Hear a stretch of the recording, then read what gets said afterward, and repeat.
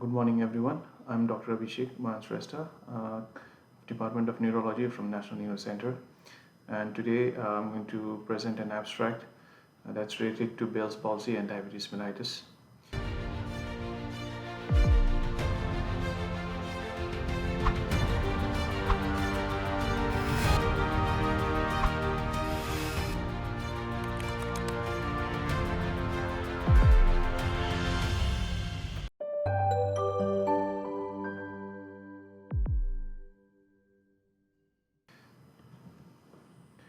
The title of this research paper was The Role of Diabetes Mellitus in Clinical Presentation and Prognosis of Bell's Palsy.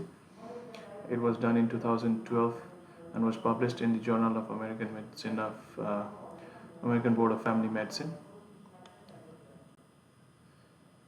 Just a quick glimpse at the background of the Bell's palsy. It's an entrapment neuropathy resulting from the inflammation, edema, and strangulation.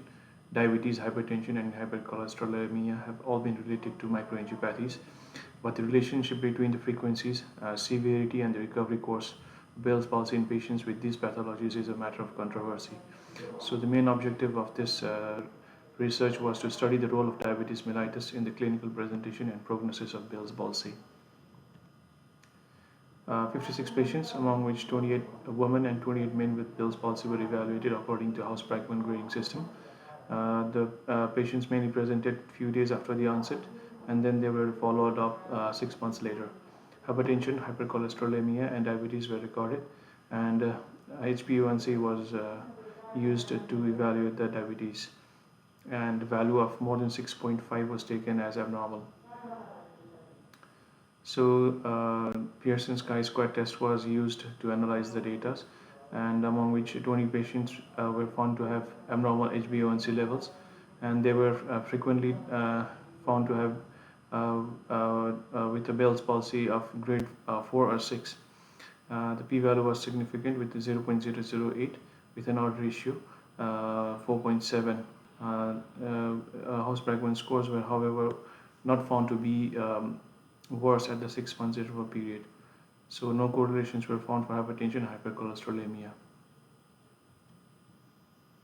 This is the presentation of the results that were obtained after the analysis, where we can see that for 4.7 times the patient with abnormal HbA1c level were more prone to having a severe Bell's palsy as compared to the patient with normal HbA1c level.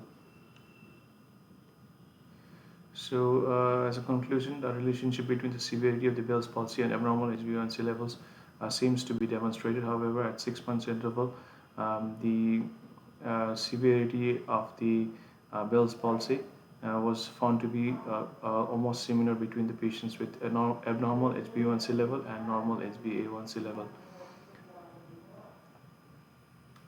So the implication of this research paper in our daily practice would be that HbA1c levels are indispensable parameters in the diagnostic procedures of Bell's palsy.